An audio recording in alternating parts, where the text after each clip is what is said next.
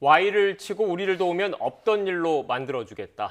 가짜 수산업자 김모 씨로부터 금품 수수 의혹을 받는 이동훈 전 논설위원이 어제 경찰 조사를 받은 뒤 취재진에게 한 말입니다. 이후 논란이 일파만파 퍼지고 있습니다. 네, 관련된 정치권 소식, 오늘은 정태근 전 의원 그리고 김관욱 계명대 교수와 이야기 나눠보겠습니다. 어서 오십시오. 네, 안녕하세요. 안녕하세요. 위원님, 먼저 직접적으로 여쭤볼게요. 왜 이 시점에 이런 발언이 나왔겠습니까? 본인은 굉장히 억울했던 모양인 것 같아요. 그래서 경찰의 수사를 받는 날 그것을 작심해서, 사실은 차에서 내려서 한 거 봐서는 작심해서 한 것 같고, 가장 억울했던 내용들은 아마 본인 주장으로는 사실은 그 골프채를 뭐 새로 선물을 받은 게 아니고 중고 골프채를 받았다. 근데 사실 그 상호라는 게 새 골프채로 해도 그렇게 비싼 가격은 사실 아니거든요. 그 문제 하나하고, 또 한 가지는 이번 사건은 이례적으로 입건 수사 내용 자체가 공표가 됐어요, 사실은. 그러니까 여권에서 이제까지 보면은 뭐 조국 사건이라든지 뭐 울산 선거 개입 사건 등등 보면 사실은 기소가 돼도 공소장 열람하기가 진짜 쉽지 않은 상황이었는데, 그런 문제와 관련해서 뭔가 그 상당히 이제 의문점을 갖고 있었고, 그래서 반격을 해야 되겠다고 생각했는데, 결국은 누가 그 얘기를 했는가, 이거를 사실은 밝히지 않는 상황 속에서는 얘기가 더 진전되는 게 의미가 있을까, 이런 생각을 갖습니다. 예. 교수님, 실제로 지금 이동훈 전 위원 측에서 좀 주장하는 거는 윤석열 전 검찰총장이 대선 출마를 공식 선언하는 날 자신의 실명이 나왔다. 이게 좀 문제가 있는 건 아니, 이런 취지로 지금 얘기를 하고 있지 않습니까? 어떻습니까? 그것이 공교롭게 이제 그날 이루어졌다는 것이 이동훈 전 대변인의 얘기인데, 이 정치 공작이라고 지금 얘기를 하고 있잖아요. 이거는 매우 중대한 사안입니다. 이거는 민주주의의 정면으로 배치되는 그런 행위거든요. 이거는 뭐 독재 체제나 권위주의 정권에서나 이루어질 수 있는 일이지, 이것이 만약에 사실이라면 이거는 굉장히 엄중한 얘기입니다. 지금 이 시대가 어떤 시대입니까? 그러니까 지금 이동훈 전 대변인이 금품을 이제 수수했다. 그리고 향응을 받았다. 뭐 이게 지금 혐의 내용이잖아요. 뭐 이런 것들이 나와 있는데, 이것을 누군가가 와가지고 Y를 치면 이거를 없애주겠다. 이 시대가 어떤 시대인데 이게 없어집니까? 법무부 장관도 본인 딸의 뭐 이 예컨대 뭐 인턴 확인증 하나를 없애지 못하는 시대예요. 그런데 여기 와서 이분의 어떤 금품 수수가 있는데 이걸 없애준다?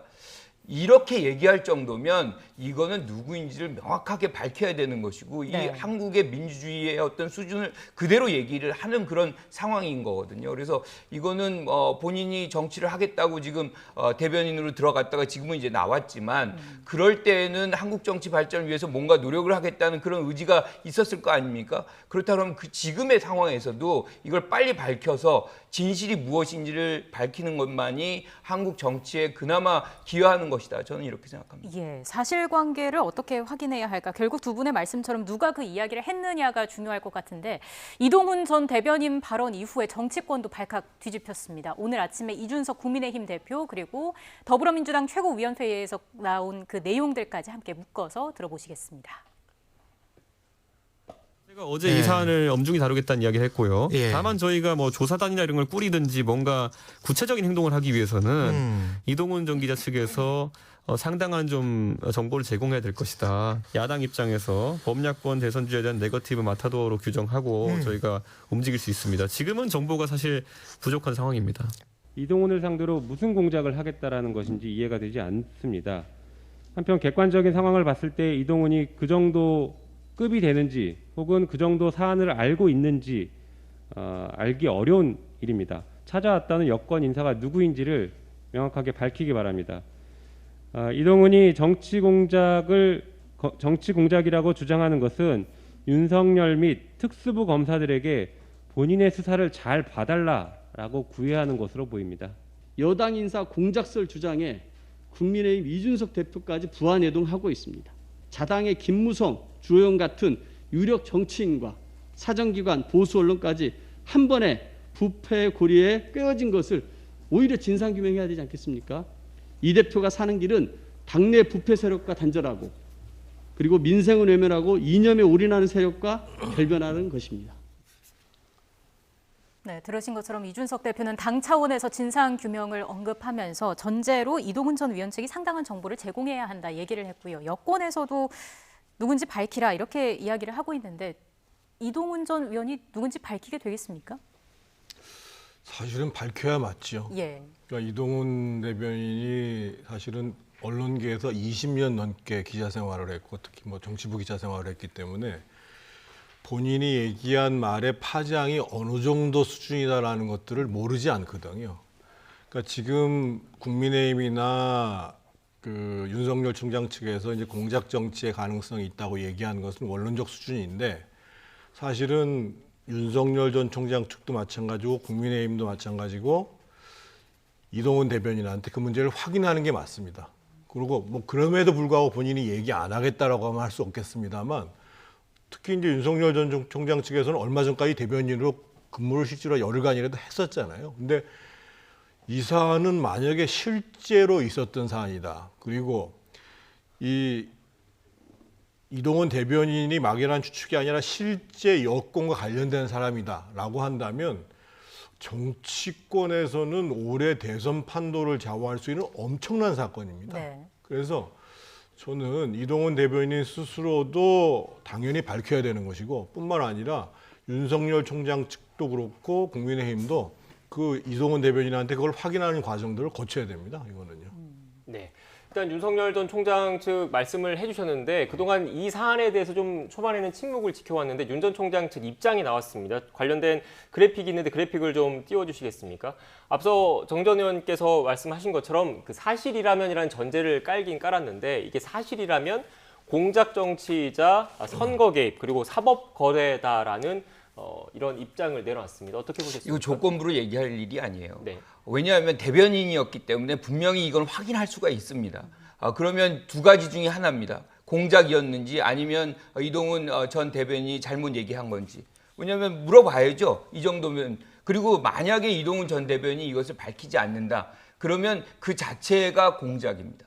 그러니까 이동훈 전 대변인이 본인이 받는 혐의를 사실상 덮기 위해서 다른 쪽으로 이제 시선을 돌리기 위한 어떤 공작, 새로운 형태의 공작이라고 우리가 얘기를 할 수밖에 없어요. 왜냐하면 이건 일파만파 많은 논란거리를 만들어낼 수밖에 없는 이 사안이거든요. 네.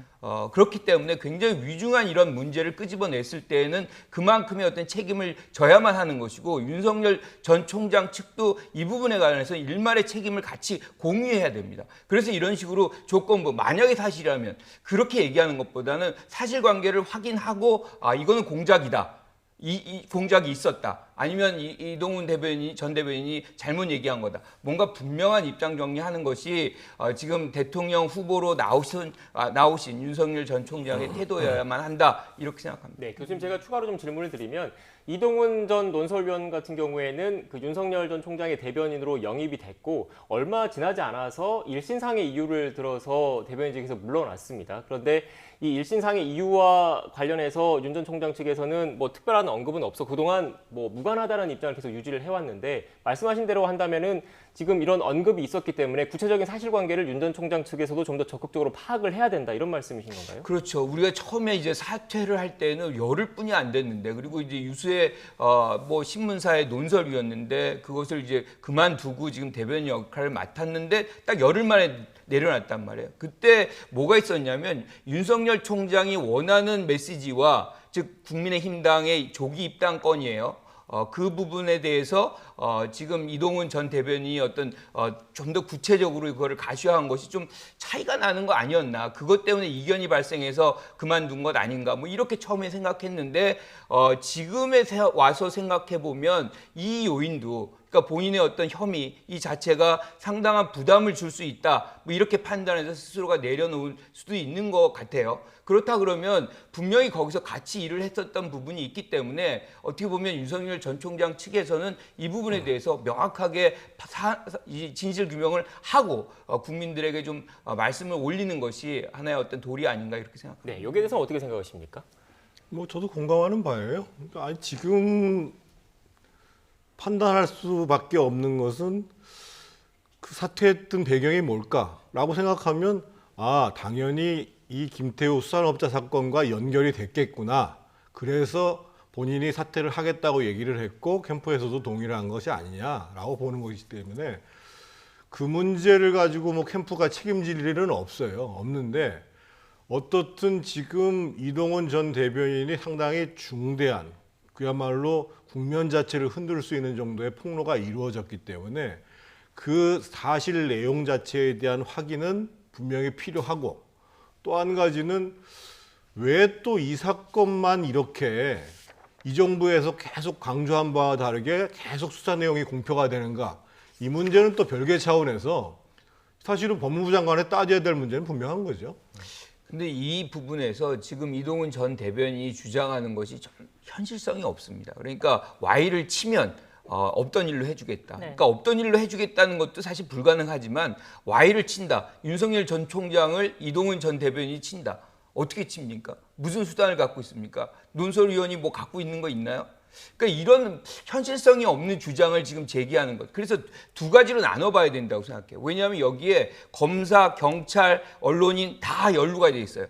그래서 사실상 부패 구조가 여기에 있습니다. 요거 하나는 그대로 이제 수사를 해야 되는 것이고 또 하나는 지금 이 만드는 얘기가 나온 공작의 얘기. 이건 더 위중한 얘기예요. 두 가지를 다 해야 되는 것이고 저는 이것이 수사가 미진하다 그러면 특검이라도 해서 사실상 완전히 그 내막이 무엇인지를 밝혀야 되는 것이 이번 대선 국면에서 가장 중요한 어떤 이슈가 될 수도 있겠다 이렇게 생각합니다. 네, 네. 일단 두 분 사이에 좀 뭐 입장 차가 다소 있긴 하지만 공통적인 거는 결국 이 회유했다라고 어떻게 보면 이런 취지에 주장한 여권 인사가 누구인지를 밝히는 게 일단 가장 급선무고 중요하다는 데는 지금 두 분 모두 공감을 하신 것 같아서요. 일단 이 부분은 이 정도로 정리를 하고 주제를 한번 좀 바꿔볼까요? 네, 좀 지금 윤 전 총장 측에서 반발하는 또 하나의 부분이 있습니다. 최근에 윤 전 총장의 지지율이 계속 높게 나왔는데 그 정기 여론조사가 갑자기 중단이 됐고요. 윤 전 총장 측에서는 이렇게 주장을 합니다. 민주당 특정 후보 측과 그 지지자들의 항의가 있었다라고 이야기를 하면서 그래서 조사가 중단이 된 거다라고 이야기를 합니다. 가능한 부분이라고 보십니까? 뭐 외압이 실제로 있었는지 없었는지는 모르겠습니다만 저는 조금 윤 전 총장 측에서 대응하는 방법이 참 잘못됐다고 봐요. 그러니까 저 정도 문제 제기를 하려면 예. 구체적으로 뭐 어떠한 압력이 있었다라는 부분들을 얘기를 하거나 사실은 여론조사라는 것은 뭐 무수히 저기 예를 들면 머니투데이나 P&R이 아니어도 계속 벌어지고 있는 상황이거든요. 그래서 저 특정 회사만을 가지고 항의를 한다라는 게 선거 전체 과정 속에서 그렇게 큰 의미가 없거든요. 그러니까 사실은 머니투데이 측에서도 이게 미래한국연구소라는 데랑 공동으로 하려고 그러다가 이게 이제 우리가 단독으로 앞으로 할 네. 예정이 있는 과정 속에서 발주가 그동안 안 나갔다 이렇게 얘기한 거기 때문에 제가 봤을 때는 지금 뭔가 윤석열 총장 캠프의 공보 시스템에 좀 문제가 있는 것은 좀 분명한 것 같습니다. 네, 이렇게 윤 전 총장 측에서 여론조사에 민감하게 반응하는 이유 또 일각에서는 최근 지지율이 좀 답보 상태에 있는 이런 측면이 좀 고려됐다 이런 분석도 나오더라고요. 저는 초조함의 발로라고 생각을 해요. 그러니까 어느 순간부터 즉 엑스파일이 이제 등장을 하고 장모가 구속이 되고 거기에 대한 어떤 윤석열 전 총장의 태도 굉장히 거리를 두고 남의 일인 양 하는 이런 것들이 상당히 무책임하다 뭐 이런 어떤 이 생각을 갖게 하는 측면이 있었거든요. 이런 것들이 지지율로 반영이 되고 이것이 상승세가 꺾이면서 사실 하향 추세로 내려앉았거든요. 이런 것들이 이제 초조감을 만들었겠지만 지금 이 얘기 자체가 마타도예요. 그러니까 머니투데이 같은 경우는 이런 일은 아예 없었고 외압이나 뭐 개입이나 이런 건 전혀 없었다. 요즘 세상이 그런 외압, 개입 이런 걸로 사실 작동되는 세상은 아니거든요. 그런데 이것을 머니투데이가 지금 불만을 갖고 있는 건 뭐냐면 뭔가를 주장할 때 본인들한테 머니투데이한테 확인도 안 했다는 거예요. 확인도 안 하고 입장문을 냈다. 이거는 굉장히 사실은 이 부적절한 그런 행태거든요. 그래서 지금부터 계속 이제 여론조사는 이루어집니다. 이럴 때마다 이렇게 얘기할 수는 없는 거잖아요. 네. 그러니까 이 윤석열 전 총장 측에서는 이런 부분에 좀 신중해야 되는 것이고 이런 것 자체가 오히려 지지율을 더 깎아먹는 효과를 낼 수가 있거든요. 네, 지금 교수님 말씀하신 거는 이런 모습들이 초조함의 발로다라고 분석을 해주셨는데 실제로 여론조사 좀 주목할 만한 여론조사가 나왔습니다. 관련해서 그래픽을 좀 띄워주시겠습니까? 차기 대선 주자 가상 양자 대결 선호도인데 윤 전 총장이 이재명 지사와의 가상 양자 대결에서 지금 보시는 것처럼 처음으로 오차범위 밖으로 밀렸다 이런 조사 결과가 나왔습니다. 어떻게 보셨습니까? 지금 윤 전 총장이 조정을 받는 거는 분명하지요. 그러니까 지금 이제 장모 사건이 터진 게 2주 전에 이제 터졌는데 그게 이제 지난주부터 반영이 되기 시작하기 때문에 일정 정도 조정을 받는 거는 불가피하고, 다만 이제 오늘 여론조사를 봐도 다자간 여론조사를 보면 여전히 지금 1등을 하고 있거든요. 근데 그 얘기는 무슨 얘기냐면 지금 윤 전 총장이 빠지면 그게 이제 국민의힘 내부에 있는 후보들한테 옮겨가야 되는데 아직까지는 소위 정권 교체를 바라고 있는 유권자들이 글로 옮겨가지는 않는 상황이에요. 그러면서 이제 전체적으로 보면 생각보다는 사실은 그렇게 많이 빠진 거라고 볼 수는 없고, 또 한 가지는 윤 전 총장에 실망한 사람들이 그렇다고 해서 뭐 이재명이나 이낙연이나 민주당 쪽을 지지하는 이건 또 전혀 아닌 상황이거든요. 다만 향후에 지금 이제 그래서 최재형 전 감사원장의 행보가 주목을 받는 건데, 최재형 감사원장이 등장을 하면 윤 전 총장의 지지도가 일정 정도 빠질 가능성이 있는가, 이게 이제 향후에 그 윤 전 총장 지지율이 어느 정도 조정을 받을 것인가, 이게 거기에 이제 기준이 되는 건데, 제가 봤을 때는 만약에 최재형 원장이 강력하게 등장을 한다라고 하면 그 지금 현재의 여권 내에서 이낙연 후보가 반등을 하는 것처럼 네. 지지율상의 일정 정도 변동이 올 가능성도 있죠. 근데 현재까지로 봐서는 그게 크다고 볼 수는 없습니다. 네, 지금 의원님께서 최재형 전 감사원장 언급을 하셔서 바로 그 질문을 좀 드리겠습니다. 오늘 최 전 원장이 그 권영세 국민의힘 대외협력위원장을 만납니다. 윤 전 총장보다 조기 입당할 가능성이 크다고 보십니까? 조기 입당 한다고 지금 봐야 되는 거 아니에요, 네. 기본적으로? 그러니까 지금 캠프의 그 공보를 총괄할 사람으로 이제 김영우 전 삼선 의원인데, 김영우 의원이 실제로 이 국민의힘에 속해 있는 분이고, 더 중요한 것은 최재형 원장은 아주 메시지를 분명하게 낸 게 뭐냐면, 어저께 얘기를 할 때 정치라는 것은 뜻을 같이 하는 사람이 공동의 목표를 이루기 위해서 함께 하는 것이다, 이렇게 딱 얘기를 했단 말이에요. 그러니까 이 상황에서는 뭐 제3지대를 생각하거나 또는 뭐 입당에 대해서 뭐 이런 조건이 되면 한다 안 한다 이렇게 얘기할 수가 없는 상황이어서, 제가 봤을 때는 뭐 대권서 출마 선언하면서 입당하겠다고 바로 밝히지 않겠는가. 그래서 뭐 늦어도 7월 초 7월 말 8월 초에는 입당한다고 봐야죠. 네, 조기 입당에 무게를 두셨는데 교수님께서는 어떻게 보십니까? 저도 그럴 것 같아요. 지금 사실 부친상이 뭐 끝나자마자 바로 이준석 대표를 제일 먼저 만났다는 거는 국민의힘당에 들어가겠다는 메시지를 강력하게 보이고 있는 것이고, 사실은 본인이 정치 신이다라고 얘기를 했고 세력도 없죠. 예. 그러다 보니까 지금 이제 국민의힘당에 입당을 하는 것 외에는 사실 다른 어떤 수단이 별로 없습니다.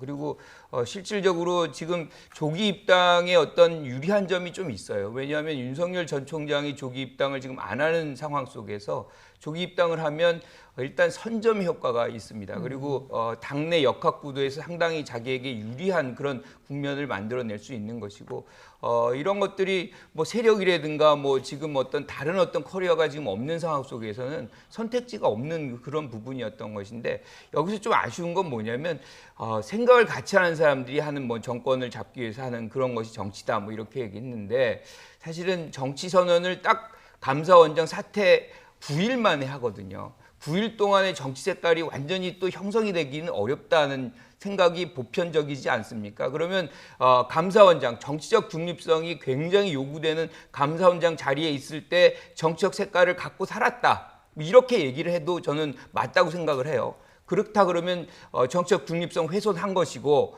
그런 상황 속에서 이렇게 빠르게 움직이는 것 자체는 국민의 공감대 받기 좀 쉽지 않다, 저는 이렇게 생각합니다. 알겠습니다.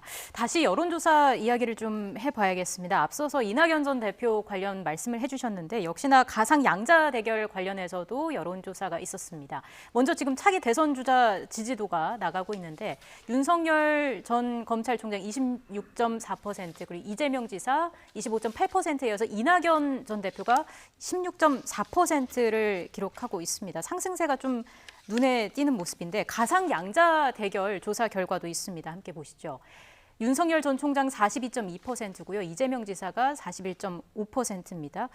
지금 이 결과는 어떻게 좀 분석할 수 있을까요?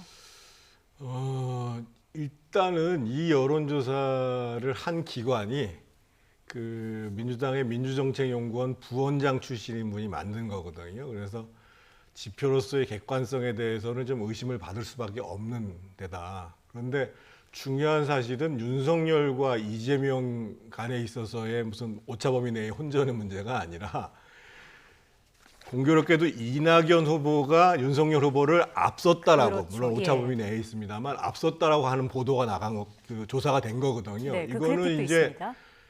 민주당 내 경선 구도에 있어서는 엄청나게 큰 파장을 가져오는 거거든요. 무슨 얘기냐? 소위 그 이재명을 지지하지 않는 그러니까 친문 진영에 있어서는 확실한 대안이 될 수 있다라는 신호를 보내준 거거든요. 그래서 아마 이제 저도 이 로 데이터를 좀 봤습니다만 특히나 이제 이낙연 후보가 호남에서 지지율이 엄청나게 올라갔어요. 그러니까 과거에는 호남에서조차도 이재명과 윤석열이 앞서 있다가 지금은 이재명과 이낙연이 거의 비슷하게 나오는 이런 조사 결과가 이번에 나온 거거든요. 그래서 이거는 윤석열, 이재명, 윤석열, 이낙연의 문제가 아니라 민주당 경선 구도에 엄청난 파장을 가져올 수밖에 없는 이런 상황이라고 봐야 될 것 같습니다. 네, 지금 이낙연 전 대표의 이런 상승세의 의미까지 부여를 해주셨는데 교수님께서는 어떻게 보세요? 그러니까 여기의 특징은 이낙연의 어떤 상승세, 그리고 윤석열의 하락세, 이걸로 우리가 이제 특징을 잡을 수 있을 것 같아요. 그런데 지금 우리가 예비 경선을 치렀잖아요, 민주당에서 1대 7로 이제 경합이 붙고 이재명 대 반이재명. 아주 집중적인 사실은 어떻게 보면 검증을 받았다라고 얘기할 수 있는 거죠. 그런데 여기서 최대의 수혜자가 누구냐? 이낙연 전 대표가 맞는 거죠. 그러니까 이낙연 전 대표를 중심으로 해서 사실은 친문이라든가 다른 이재명 지사를 지지하지 않는 분들이 결집했다 이렇게 지금 우리가 해석을 할 수 있는 거거든요. 그런데 여기서 이제 중요한 것은 이런 여론조사는 계속해서 발생을 해요. 그런데 이낙연 지사의 이제 후보죠 지금 후보의 어떤 지지율이 계속 의미를 가지려면 이게 반복적으로 나타나야 됩니다. 그러니까 지속 가능한 그런 어떤 지지율로 자리를 잡을 때 이 지지율이 유의미한 지지율로 우리가 해석을 할 수 있는데 지금 이거는 이제 딱 한 번 나타난 현상이에요. 그런데 이것이 이제 얼마나 이제 유지시키느냐는 지금부터의 어떤 검증 과정. 왜냐하면 사실상 그 예비 경선 과정 속에서 이낙연 후보는 사실은 검증을 안 받았거든요. 그러니까 집중적으로 이재명 지사만 지금 받은 상황이기 때문에 그것이 반대로 됐을 경우 이 지지율이 계속 유지될 수 있느냐. 그걸 좀 우리가 주목해서 볼 필요가 있는 거죠. 네, 교수님께서 말씀하셨던 것처럼 여론조사 그 전문가들이 공통적으로 하는 이야기는 그 여론조사 문항 그리고 유선이든 무선이든 여론조사 방식 이런 것에 따라서 그 특정 수치 자체는 조금씩 변화가 있는 거지 않습니까? 그래서 전반적인 추이를 봐야 된다라는 게 그 공통된 중론이기 때문에 이 부분을 다시 한번 말씀을 드리고 다만 그 예비 경선 과정에서 일단 이낙연 전 대표의 상승세가 보이고 있다는 것은 추세상으로 드러나는 거기 때문에 그 부분은 다시 한번 또 정리를 하겠습니다. 이렇게 이낙연 전 대표의 상승세가 지금 보이고 있는 것 때문일까요? 그 이재명 경기지사의 그런 견제 심리도 좀 많이 작동을 하고 있는 것 같다 이런 분석도 나오고 있습니다. 관련된 녹취가 있는데 녹취를 먼저 듣고 이야기 이어가겠습니다. 저보고 지역 감정에 호소해서 지역주의를 조장한다고 비판하신 건데 그 지역주의 비판을 통해서 본인이 지역주의에 호소하면서 지역 감정을 조장하신 거잖아요. 그 약속을 지킬지 어떻게 알겠습니까? 과거에 공직을 맡았을 때 그 공직 권한을 사용해서 주어진 역할, 성과를 충분히 냈느냐, 역할을 했느냐를 보고 판단해야죠. 본인의 주변을 먼저 돌아보시죠. 예를 들면 전남지사 경선 때 당원 명부 가짜 당원 만들고 그래서 실형을 받은 분이시잖아요. 네. 핵심 측근이시고. 사실 그런 부분에 대해서 먼저 소명을 하셔야 될 입장인데 뜬금없이 저희 아무 관계도 없는 저희 가족들을 걸고 넘어지니까 좀 당황스럽지요. 네, 지금 결국 그 이른바 옵티머스 사태 때 이낙연 전 대표의 측근이 연루된 것 아니냐 이런 의혹을 꺼내면서 사실상 이낙연 전 대표를 정조준했습니다. 어떻게 보십니까? 그렇게 효과 없을 것 같은데요. 이유가 그러니까 있을까요? 지금 예. 아마 이제 경선 과정에서 뭐 1대7로 하면서 계속 비판을 제기받은 게 누적적으로 이제 이 타격을 받았다. 뭐 그런 측면이 있죠. 그런데 사실은 이재명 지사가 지금 벼르고 꾹꾹 참았다가 이낙연 후보를 공격한다고 해가지고 이낙연 후보의 지지가 떨어지고 뭐 자기가 올라가고 이런 문제가 사실은 아니거든요. 그러니까 이재명 지사가 조정을 받았던 것은 두 가지입니다. 하나는 소위 이제 경선 과정에서 바지 발언이 나오면서 후보로서의 안정감과 절제력이 부족하구나. 그러니까 예를 들면 형수 욕설 문제도 절제가 안 되니까 욕설이 나온 거거든요. 그 연장선상에 있는 문제거든요. 그래서 본인의 이미지를 보다도 내가 신뢰받을 수 있는 이미지, 후보로 가야 되는 거. 또 한 가지는 뭐였냐면 소위 기본소득 논란이라는 부분에 대해서 지금 계속 이번에는 다시 이제 그거 계속 정책으로 가져갈 거라고 얘기를 하는데 유권자들 특히 민주당 지지층들 입장에서 보면 뭔가 일관성이 떨어지는 것이 아니냐. 그러니까 지금 이재명 후보 쪽에서 전략들을 수정하는 데 있어서 다른 후보를 공격하는 것도 필요한지 모르겠습니다만 이재명 지사 스스로의 이 안정감, 신뢰감 거기에 대해서 이 메시지의 일관성과 실제로 국민들의 피부에 와닿는 정책을 제시하는 이 부분들을 먼저 선결해야 되겠죠. 네. 교수님께서는 어떻게 보세요? 견제 심리가 작동했다고 보시는 겁니까? 견제해야 될 필요성이 이제 발생을 한 거죠. 왜냐하면 지지율이 이낙연 후보의 어떤 지지율이 상승 국면에 있고 본인의 어떤 지지율도 주춤한 상황이기 때문에 해야 되는데 저는 지금 정 의원님 말씀하신 거에 거의 전적으로 동의해요. 그러니까 뭐 이렇게 상대 후보에 대한 어떤 검증 이 부분도 중요하지만 이 본인의 어떤 의제들에서 공격받는 포인트에서 취약한 부분이 무엇인지 그거를 좀 더 다듬고 국민들이 공감할 수 있는 부분으로 만들어내는 것이 지금 당장 해야 되는 부분이고 또 한 가지는 저는 타 후보에 대한 검증도 분명히 해야 된다고 생각을 해요. 왜냐하면 이걸 누가 될지는 장담을 할 수가 없는 거거든요. 그래서 이 검증은 서로의 어떤 권한이자 사실 의무입니다. 그래서 상대 후보가 뭐가 취약점인지 왜냐하면 국민들이 그 부분에 대해서 알 수밖에 없어요. 왜냐하면 본선으로 들어가면 타당의 후보가 분명히 그 부분에 대해서 다 검증을 할 겁니다. 그래서 먼저 이런 얘기들은 서로 간에 이 당내에서 해주는 것이 오히려 도움이다. 이렇게 생각합니다. 네, 견제가 시작이 됐습니다. 이재명 지사에 이어서 추미애 전 장관도 이낙연 전 대표를 향해서 이런 이야기를 했어요. 당 대표로서는 0점이다. 이렇게 좀 공격을 했는데 정부 실책에 대한 그 지적이 나오고 있는데 사실 이번 경선에서 보면은 이번 정부의 국무총리가 2명이고요. 법무부 장관도 있고요. 현직 지사까지 있습니다. 정부 실책에 대해서 이렇게 지적을 하는 건 글쎄요, 득이 될까요? 실이 될까요? 저는 정부 정책에 대해서 실책을 얘기 안 한다라 그래가지고 덮어지는 거 아니거든요. 이거는 조금 있으면 이제 본선 들어가면 다 드러나는 얘기입니다. 그래서 사실상 어떻게 보면 당내에서 뭔가가 진짜 문제였는지를 먼저 얘기하는 것이 오히려 다행이라고 생각을 하고 여기서 이렇게 이걸 생산적으로 이제 끌고 가야 되는 거죠. 그런데 이제 여기에 이제 많은 총리 두 분이 계시고 뭐 이렇잖아요. 그러니까 결과적으로 보면 여기에서 되게 취약점으로 나타났던 부동산이라든가 뭐 나중에 가면 가장 취약했던 부분들로 공격 포인트가 이렇게 모아질 가능성이 굉장히 많습니다. 네. 그러니까 이 부분에 대해서 실질적으로 누가 유리한지 불리한지는 좀 상황을 보면 우리가 인식을 할 수 있겠죠. 네, 다른 후보 움직임도 좀 봐야 될 것 같은데 정세균 전 총리와 관련해서 양승조 충남지사가 지지 선언을 했습니다. 정세균 전 총리는 또 이광주 후보와의 그 또 단일화도 이룬 상태이지 않습니까? 결국 그 핵심만 놓고 보면 일단 민주당 본경선이 결선 투표제지 않습니까? 일단 이재명 지사의 과반을 저지하고 2위 싸움을 한 다음에 나중에 결선 투표에서 뒤집겠다 이런 큰 전략 하에서 움직이는 거다라고 봐야 되겠습니까? 근데 지금 아까 윈지코리아의 조사에서도 나옵니다만 지금 그런 소위 연대 합종 연행의 효과가 지금 전혀 나오고 있지 않고 있는 상황이거든요. 그러니까 결국은 지금 이제 민주당 내에 당내 경선을 놓고 보면 당내에 큰 영향력을 갖고 있다고 하는 친문의 표가 어떻게 움직이느냐라는 것으로 봐야 되는데 그렇게 지역적으로 합종 연행이 이루어지고 있음에도 불구하고 지금 정세균 후보가 반등을 못하고 있는 양상이거든요. 그래서 결국은 지금 어떻든 세를 불려나가는 것, 물론 특히 이제 경선 과정이라는 것은 이제 소위 권리당원에다가 그 또 선거인단 모집한 것이 막강한 영향력을 확보하기 때문에 큰 의미는 갖고 있습니다만 결국은 친문 특히 이제 반 이재명 성향의 친문들을 지지를 결집하는 데 있어서는 중요한 사실은 정세균 후보도 나도 양자 대결이든 또는 이재명에 맞설 수 있는 그런 강력한 국민적 지지를 받고 있다.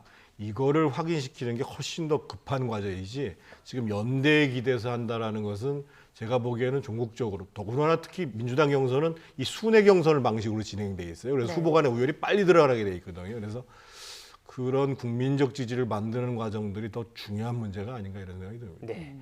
그렇게 좀 분석을 해주셨는데 지금 또 하나의 변수가 그 댓글 여론조작 혐의를 받고 있는 김경수 경남지사 대법원 선고가 곧 있습니다. 어떻게 보면 김경수 지사는 친문 그리고 친노 진영의 그 어떻게 보면 지지를 받고 있는 인물이기 때문에 또 대선 그 경선 과정에서 변수가 되는 것 아니냐 이런 분석도 나오고 있는데 어떻게 저는 보십니까? 김 지사 선거 결과가 경선 과정에 영향을 미치는 거는 매우 작다고 생각해요. 거의 안 미칠 거라고 생각해요. 그러니까 개별적인 후보에게 누군 유리하고 누군 불리하고 이런 현상은 매우 저는 안 나타날 거라고 보고 오히려 이거는 드린 거는 이제 본선이죠. 본선에서 타당 후보와의 어떤 경쟁 관계 속에서 이 문제가 불거질 가능성이 매우 높습니다. 그러니까 지난 대선에서 결과적으로 이런 어떤 여론 조작으로 승리를 한 것 아니냐, 뭐 이런 얘기를 이끌어내면서 아마 이 경쟁이 왔다 갔다 할 것이기 때문에 지금 당내 경선에서 이거를 책임을 돌리긴 굉장히 어려운 부분이고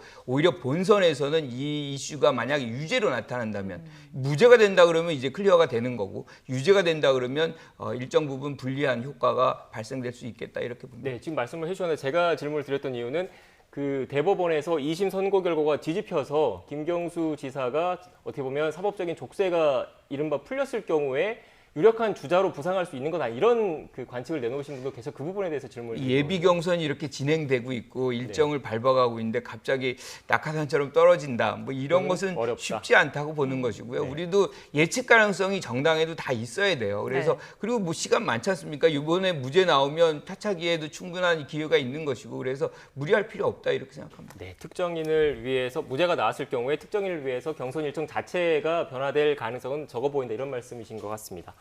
알겠습니다. 지금까지 정태근 전 의원 그리고 김관옥 계명대 교수와 함께 전국 현안과 관련된 이야기 나눴습니다. 오늘 말씀 고맙습니다.